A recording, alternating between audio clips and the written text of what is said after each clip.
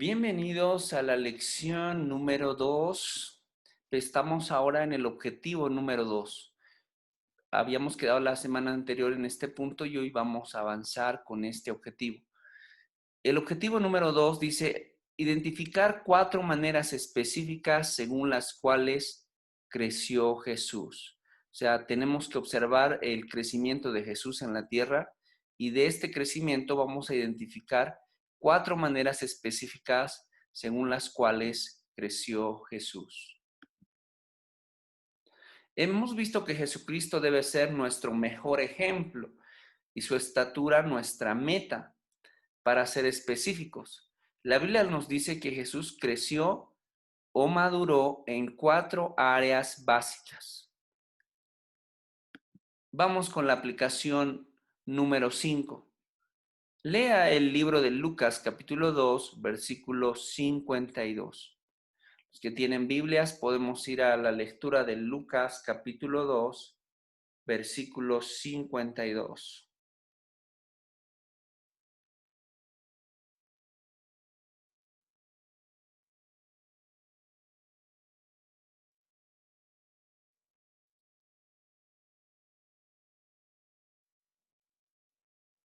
Y el libro de Lucas capítulo 2, versículo 52 nos dice, y Jesús crecía en sabiduría y en estatura y en gracia para con Dios y los hombres. De esta lectura de este versículo, ¿cuáles crees que son las 4 áreas básicas en las cuales creció? Bueno, yo te voy a mencionar 2 y tú puedes anotar las otras. Dice Jesús, crecía, número 1, en sabiduría. Número 2, Jesús crecía en estatura. Y las otras 2 puedes deducirla leyendo el texto completo cuando dice, y en gracia para con Dios y los hombres. Entonces, ahí son las 4 áreas. Jesús crecía en sabiduría. Número 1, Jesús crecía en estatura. Número 2, Jesús crecía en gracia para con Dios. Número 3, y Jesús crecía en gracia para con los hombres. Número 4. Podemos relacionar estas 4 áreas con áreas en las cuales debemos de crecer. ¿Crees que, por ejemplo, tú en tu vida puedes relacionar, sería bueno crecer en sabiduría? Yo creo que sí, ¿verdad? O sea, todos queremos ser sabios. En estatura también, bueno, los que ya hemos pasado los 21, 22, ya hemos experimentado ya el límite, pero hemos crecido, o sea, en nuestra vida física. Ahora, en gracia para con Dios, creo que cada día buscamos agradarle a Dios. Para con los hombres también es una área en la cual necesitamos crecer. Ahora, entendemos ahora el versículo que está en 2 Pedro 3:18 que dice que debemos de crecer en el conocimiento de nuestro Señor Jesucristo. O sea, si leemos el libro de 2 Pedro 3:18, 2 Pedro 3:18, completamente habla y dice, antes bien, creced en la gracia y el conocimiento de nuestro Señor y Salvador Jesucristo. A Él sea la gloria ahora y hasta el día de la eternidad. Amén. O sea, aquí dice, antes bien, creced en la gracia, pero también dice, y el conocimiento de nuestro Señor y Salvador Jesucristo. Ahora, la pregunta es, ¿entendemos ese versículo que dice que debemos de crecer en el conocimiento de nuestro Señor Jesucristo? A medida que aprendamos mayores detalles de la vida de Cristo, vamos a entender mejor la meta y el propósito de nuestra madurez como creyentes. O sea, mientras más le conozco a Jesús, mientras más conozco cómo era Él, o sea, voy a entender cuál es mi meta como cristiano, como su seguidor, y pues y el propósito que necesito para alcanzar la madurez como creyente. Vamos a la madurez física, el objetivo número 3. Dice, el objetivo número 3 de la madurez física dice formar hábitos que le ayudarán a alcanzar madurez física cristiana. Quiero que ustedes en sus cuadernos hagan 4 columnas y en cada columna pongan madurez física. Bueno, en la primera columna pónganle madurez física. Entonces, ya en el avance vas a ir viendo que hay otra madurez también que vamos a ver más adelante. Pero ahora ponle solamente en la primera columna y puedes dejar unos 6, 7 espacios para anotar versículos, todos que se refieren a madurez física. Entonces, de este punto dice que el objetivo 3 es que tú y yo debemos de formar hábitos que nos ayuden a alcanzar la madurez física cristiana en este sentido. La Biblia nos enseña que el desarrollo de los creyentes en el aspecto físico involucra mucho más que el desarrollo del cuerpo. O sea, no estamos hablando del desarrollo físico con el desarrollo del cuerpo. Cuando la Biblia habla del desarrollo físico, va más allá. Involucra el entendimiento básico del propósito de nuestro cuerpo también. O sea, ¿por qué? O sea, ¿qué función cumple nuestro cuerpo según la Biblia? Entonces, eso es lo que hoy vamos a ver en este objetivo.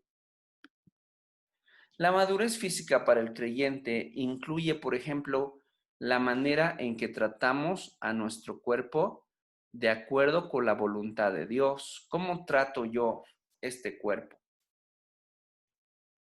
Los siguientes pasajes bíblicos nos van a ayudar a entender esta área y a formar hábitos físicos que coinciden como seguidores. Aquí hay varios versículos que podríamos leer y como les había dicho a un principio, en la columna de crecimiento físico o madurez física, mejor dicho, ustedes anoten estos versículos en esa columna. Primera Tesalonicenses 4, 3 al 8, Primera Corintios capítulo 6, 9 al 15, 18 al 19, Primera Timoteo 4, 8, Gálatas capítulo 6, versículos 7 y 8. A ver, vamos a ver simplemente el libro de Primera Tesalonicenses 4, 3 al 8 y podemos ver Gálatas 6, 7 y 8. Y ustedes lo pueden leer más adelante esos otros versículos. Primera Tesalonicenses capítulo 4, versículos 3 y 8. 3 al 8. Dice, pues la voluntad de Dios es vuestra santificación, que se aparten de fornicación, que cada uno de ustedes sepa tener su propia esposa en santidad y honor, no en pasión de concupiscencia, como los gentiles que no conocen a Dios, que ninguno agravie ni engañe en nada a su hermano, porque el Señor es vengador de todo esto, como ya os hemos dicho y testificado, pues no nos ha llamado Dios a inmundicia, sino a santificación. Así que el que desecha esto no desecha a hombre, sino a Dios, que también nos dio su Espíritu Santo. Recordemos que la Biblia dice claramente que nosotros somos templos del Espíritu Santo. Entonces nuestros cuerpos son templos del Espíritu Santo y por consiguiente debemos de cuidarlo, debemos de protegerlo. Y cuando comienza en el versículo 3, cuando dice que la voluntad de Dios es que vuestra santificación. Y ahí comienza a dar qué cosas incluyen la santificación. Pero ahí nos damos cuenta, pues, que en esta área tenemos que santificar nuestro cuerpo, que cuidar nuestro cuerpo, porque es el templo del Espíritu, es la morada del Espíritu Santo. Por eso es importante que dice que cuidemos nuestro ser y que no permitamos que el pecado, como en este caso la fornicación y otras concupiscencias, dice, como los gentiles, inclusive que no haya engaño, que no haya agravio entre los hermanos, sino que busquemos la santidad, echemos fuera toda inmundicia. Y eso es lo que el Señor está buscando, porque dice, cuando nosotros hacemos cosas malas con nuestro cuerpo, lo que pasa es como que no es que estamos desechando a hombre, dice, sino que estamos desechando al Espíritu de Dios, dice, sino a Dios, ¿no? Entonces, realmente la santidad es algo que Dios demanda de nosotros en nuestros cuerpos. Vamos a ver primera Gálatas 6, 7 y 8.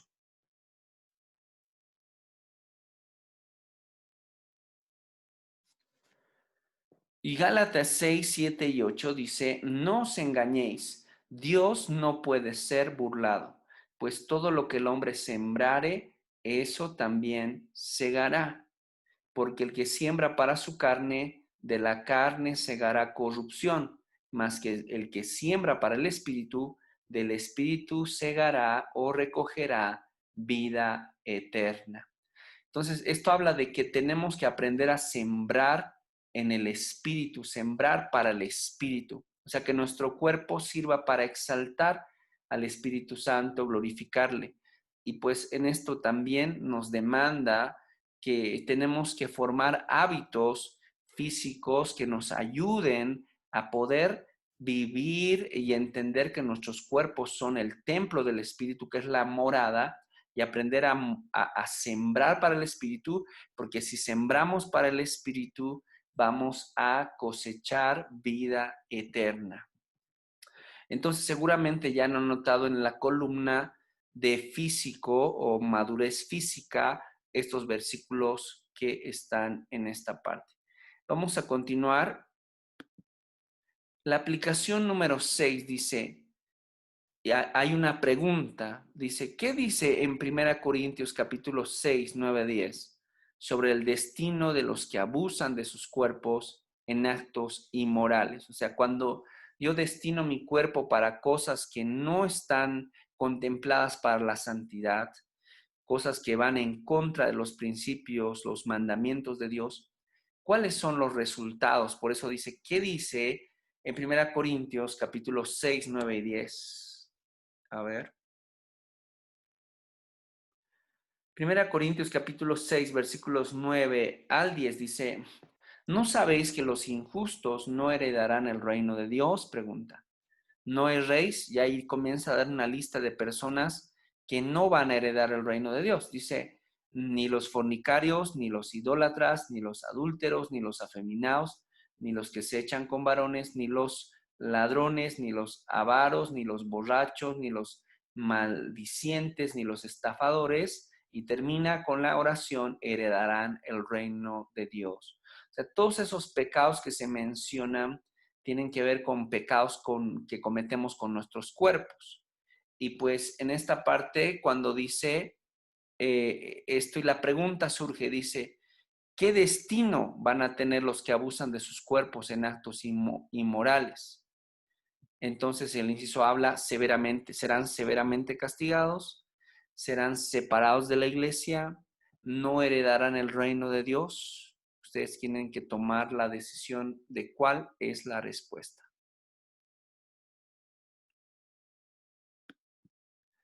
Vamos a ir a la madurez mental. Entonces, en la columna primera era madurez física. Ahora vamos a la madurez mental. El objetivo número 4 es desarrollar una madurez mental cristiana llenando nuestras mentes con buenos pensamientos. Entonces, el objetivo es que tengo que desarrollar una madurez mental en mi mente, una madurez mental cristiana llenando nuestra mente con buenos pensamientos. La mente humana es un don maravilloso de Dios. Sin embargo, nos hemos dado cuenta de cuán difícil resulta mantener la mente bajo control. ¿Alguna vez ustedes se han preguntado, es difícil controlarla? A veces estamos pensando en una cosa, luego pensamos en otra, y a veces estamos felices, después a veces estamos tristes. Es muy fácil permitir, dice, que la mente piense otras cosas. Incluso también tener pensamientos a veces anticristianos, o sea, que no deberían ser propios de los hijos de Dios. Pero dice, no es de extrañar que Pedro les dijera a los seguidores de Cristo, ceñid los lomos de vuestro entendimiento, sed sobrios. Es como les está diciendo, o sea, Amárrense los pantalones en su entendimiento, sean sobrios, o sea, sean diligentes, velen. Entonces, hablando esto de los pensamientos, Jesús nos enseña que la mente es parte del problema en nuestras vidas. Entonces, hablando de nuestros pensamientos. Lea el libro de Marcos capítulo 7, versículos 18 al 23. Quiero que ustedes lo lean, si lo pueden leer ahora, pero hay un factor común. Vamos a ver algunos, solamente los primeros versículos. Marcos 7, 18.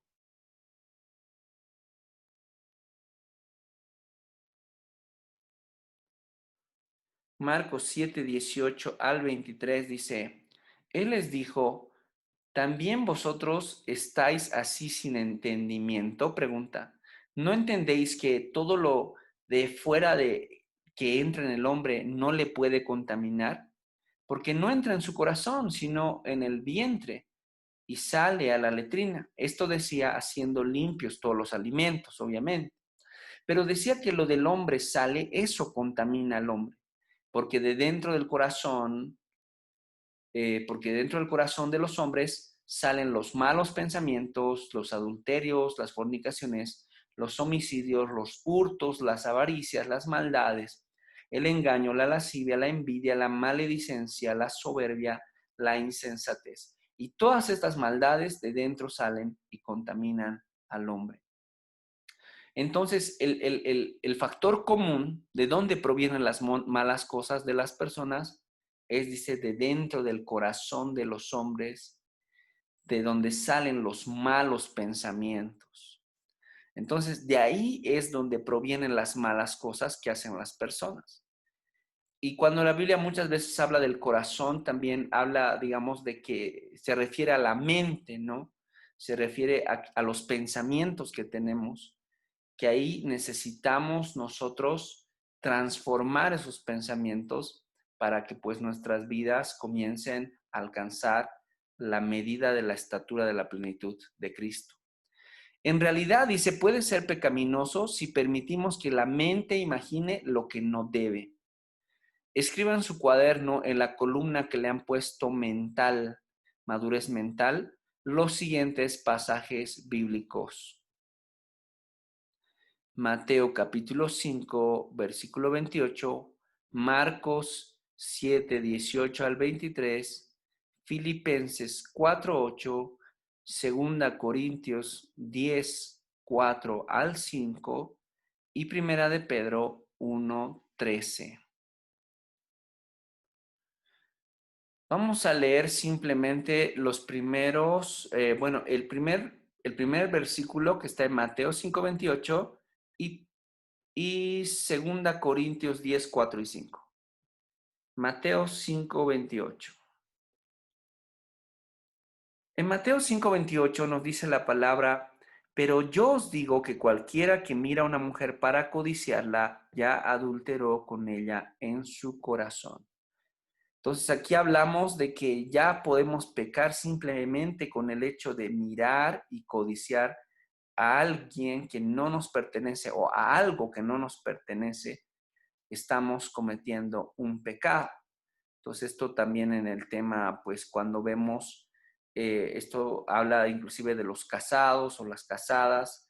Entonces cuando dice el hecho de mirar a otra persona que no es su cónyuge, ya delante de Dios eso ya es un pecado. No basta con cometer la acción, simplemente con el pensamiento, con la mirada ya hemos pecado. Dice de cuando codiciamos. Hay un principio que me gusta, que aplica un amigo mío, que dice que es el principio del segundo segundo.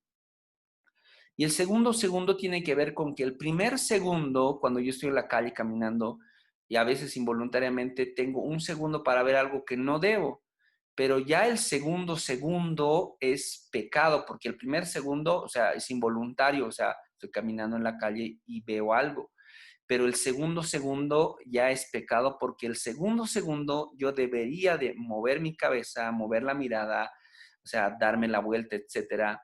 Y ahí es cuando tengo que luchar con eso. El principio del segundo segundo que sea parte de nuestras vidas. Otra persona decía, no puedo impedir que los pajaritos vuelen sobre mi cabeza y ronden, porque a veces pasa, ¿no? Que las aves pueden caminar por tu cabeza, pero lo que sí puedes evitar es que hagan un nido en tu cabeza. Entonces, ahí es cuando puede venir un pensamiento, pero yo tengo que, pues, reprender ese pensamiento y más adelante vamos a ver cómo podemos luchar con estos pensamientos. Y vamos a leer 2 Corintios 10, 4 al 5.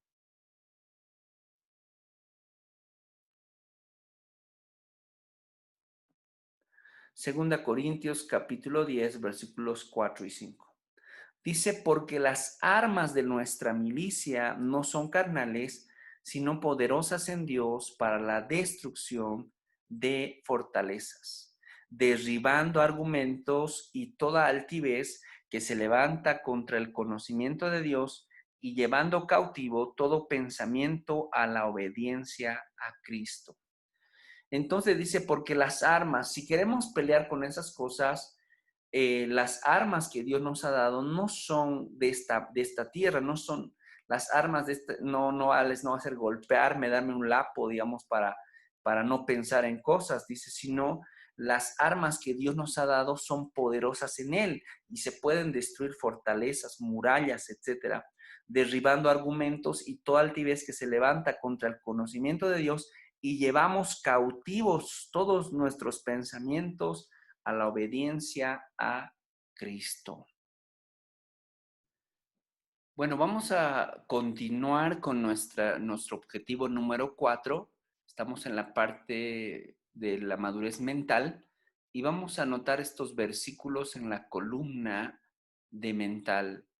Mateo capítulo 5, 28, Marcos capítulo 7, versículos 18 al 23, Filipenses capítulo 4, versículo 8 y 2 capítulos 10, 4 al 5 y Primera de Pedro 1, 13. Entonces, habíamos visto que nuestro pensamiento puede ser pecaminoso si permitimos que la mente imagine lo que no debe. Por eso vamos a continuar con esto que nos va a ayudar a poder, cómo podemos madurar nuestra mente también. La aplicación dice en 2 Corintios capítulo 10, versículos 4 y 5, Pablo explica qué armas utilizar para la destrucción de fortalezas y luego escribe 3 maneras en que tenemos para desarrollar la madurez cristiana. ¿Cuáles son esas 3 maneras? A ver, usted busque el versículo de 2 Corintios capítulos 10, 4 y 5 y ahí usted lo va a poder complementar.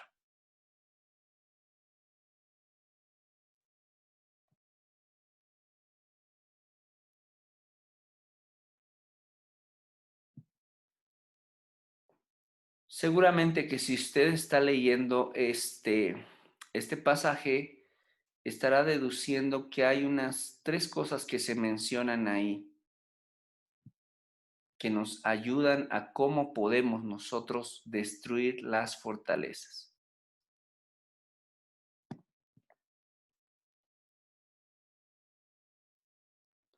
Cuando dice, porque las armas de nuestra milicia no son carnales, sino poderosas en Dios para la destrucción de fortalezas.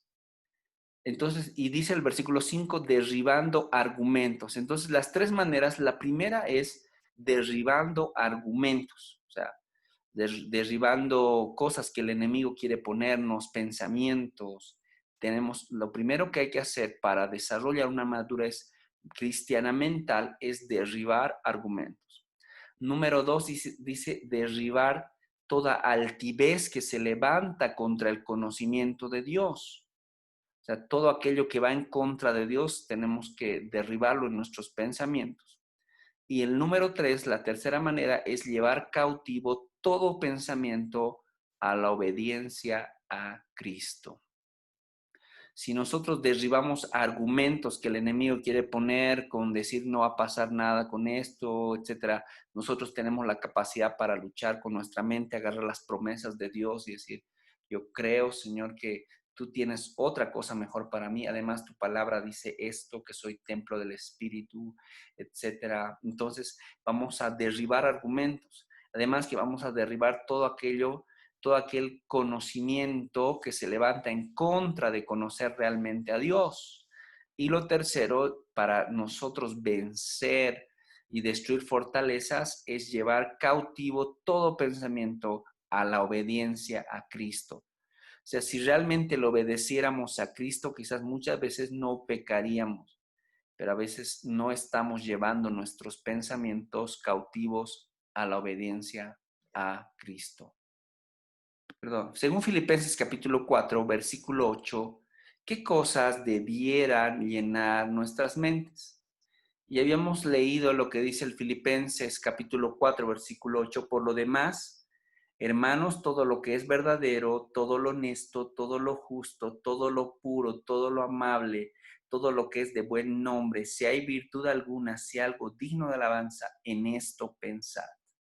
Entonces, ¿qué cosas deberían llenar nuestra mente? Dice todo lo que es verdadero. Nuestra mente no debería maquinar mentiras, engaños, sino pensar en todo lo verdadero, en todo lo honesto. Deberíamos de pensar en todo lo que es realmente digno de pensar, en todo lo que es justo, en todo lo que es puro, en todo lo amable, en todo lo que es de buen nombre. Además dice, si hay virtud alguna, si algo digno, si es algo digno de alabanza, en esto piensen. Entonces, si nosotros pudiéramos pensar de esta manera, realmente el pecado no tuviera lugar en nuestra mente. Pero a veces no estamos pensando en nada de lo que hemos mencionado anteriormente y el enemigo toma ventaja por eso. Leamos el libro de Romanos capítulo 12, versículos 1 al 2, prestando atención a la última frase que dice, vamos a ver qué dice Romanos 12, 1 y 2.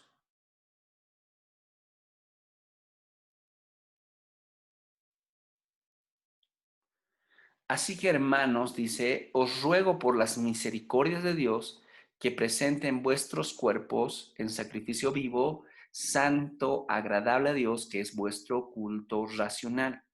No os conforméis, dice, a este siglo, sino transformaos por medio de la renovación de vuestro entendimiento para que comprobéis cuál sea la buena voluntad de Dios, agradable y perfecta.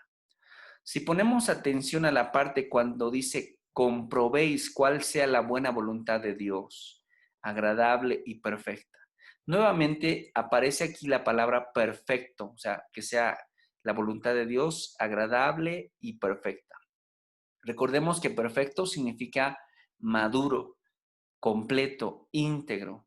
Debemos de procurar por iniciativa propia conocer la voluntad de Dios y saber cómo Él quiere que vivamos. Pero cuando leemos también esto, dice que debemos transformar nuestra manera de pensar. O sea, nuestra manera de pensar tiene que ser diferente, tiene que ser renovada. Hasta antes de Cristo quizás hemos venido con una mente diferente, con una mente de pecado, y hasta ahora tal vez arrastramos alguna de esas cosas, pero el apóstol Pablo nos dice que tenemos que renovar nuestro entendimiento. ¿Y en qué vamos a renovar? En comprobar la buena voluntad de Dios, que es algo agradable y que es algo perfecto. Entonces debo de procurar buscar su voluntad y saber qué es lo que Dios desea para mí. Aplicación número 10, versículos 2 de Romanos capítulo 12. Ahora, ¿cómo transforma Dios a la persona que ha vivido aceptando las normas de este mundo? O sea, ¿qué es lo que le transforma a Dios? Hemos leído, dice, no se conformen a este siglo, sino transfórmense por medio de la renovación de vuestro entendimiento. Entonces, ¿qué es lo que Dios transforma a la persona que ha vivido en el mundo aceptando los principios de allá afuera? Lo que el Señor le transforma es su entendimiento, su manera de pensar, su mente, es lo que le transforma, le renueva, ¿no? Entonces vemos pues la importancia de tener una madurez mental. Si nosotros logramos desarrollar nuestros pensamientos según la voluntad de Dios, en pensar en todo lo bueno, todo lo amable, todo lo que es de buen nombre, todo lo puro, todo lo santo, etcétera, vamos a lograr tener una mente madura y alcanzar la madurez mental, que realmente es lo que Dios quiere que tengamos. Vamos a pasar a la madurez social. Entonces, habíamos dicho que tenían que hacer 4 columnas. La primera columna, madurez física. Ahora hemos visto madurez mental. Y ahora vamos a ver la madurez social. Y el objetivo 5 de la madurez social es progresar hacia la madurez social cristiana, que tenemos que avanzar. ¿Y qué tiene que ver la madurez social en nuestras vidas? El desarrollo espiritual, o sea, que nosotros queremos ser personas espirituales, incluye también el aspecto social de nuestra vida, tanto como los aspectos físicos y mentales.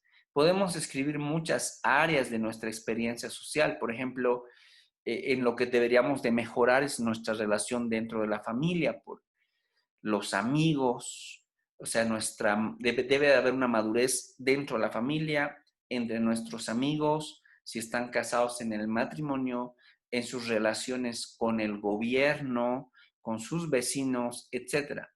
Y pues sería muy difícil e imposible anotar o analizar en este curso todos los pasajes bíblicos que se refieren a esta área. Seguramente más adelante lo vamos a ver.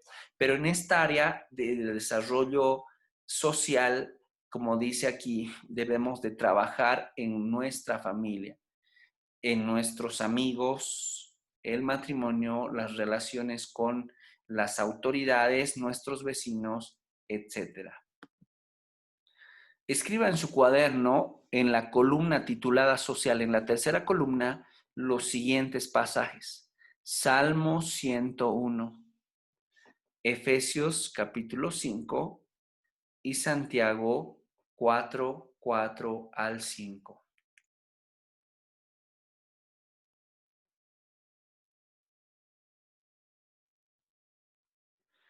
Vamos a leer simplemente el Santiago 4, 4 al 5 por ser muy pequeño, porque el Salmo 101 y el Efesios 5 ustedes lo van a leer. Viendo Santiago capítulo 4, versículos 4 al 5, comienza con esta afirmación y dice, oh almas adúlteras, dice, ¿no sabéis que la amistad del mundo es enemistad contra Dios? Cualquiera pues que quiera ser amigo del mundo se constituye en enemigo de Dios. ¿O pensáis que la Escritura dice en vano el Espíritu que Él ha hecho morar en ustedes o en nosotros nos anhela celosamente?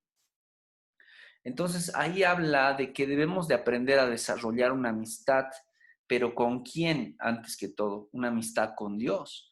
Porque ser amigos del mundo, dice, es convertirte en enemigo de Dios.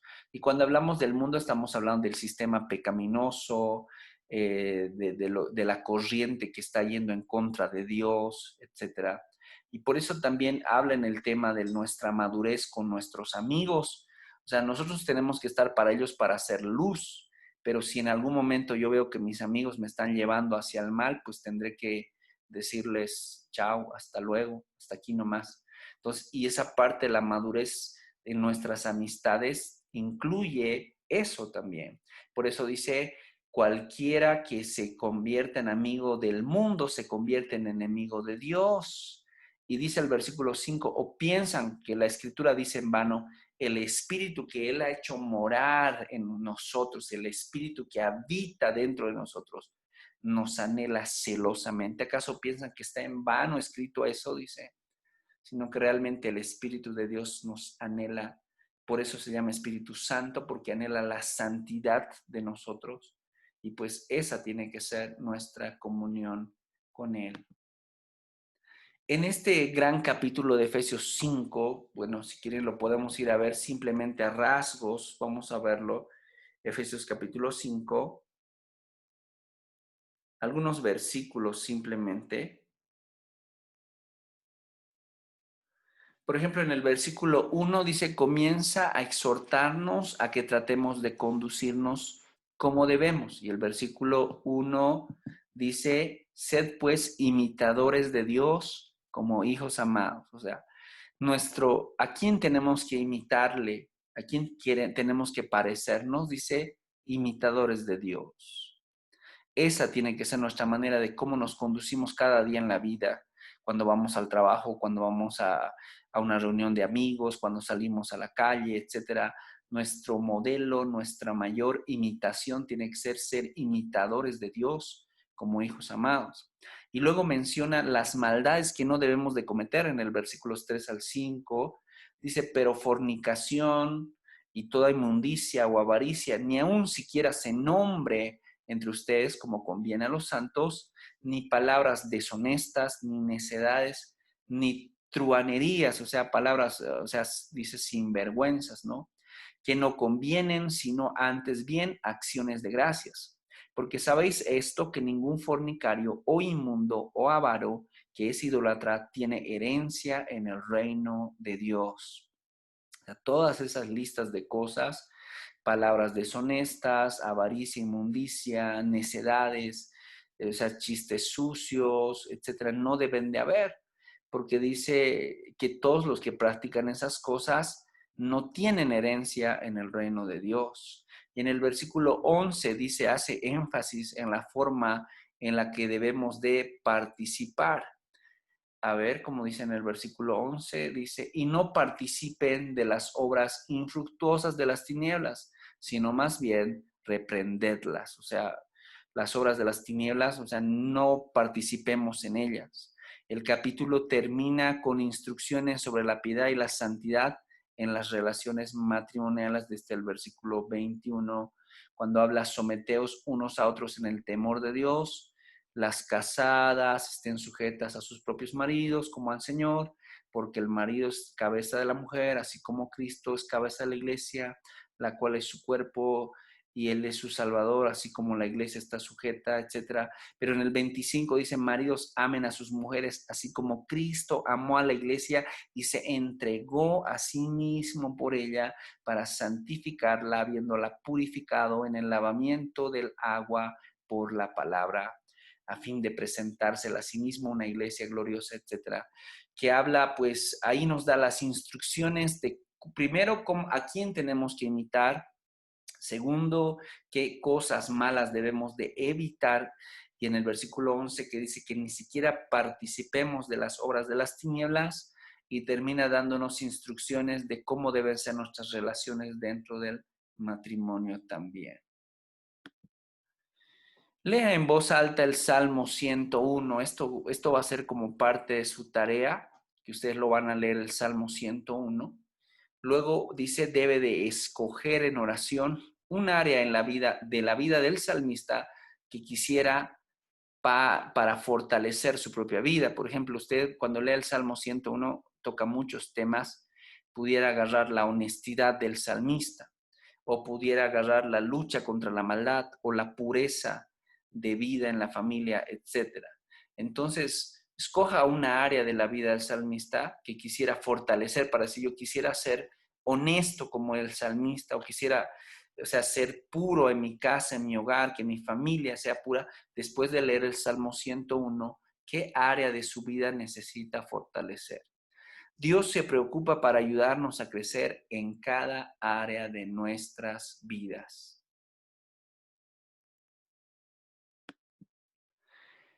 Y pues la próxima semana vamos a estar viendo madurez espiritual, que ese es el objetivo número 6. Escoger hábitos, pensamientos y relaciones que nos ayuden a lograr la madurez espiritual. Y con esto hemos terminado esta lección, este objetivo número 6 del día de hoy.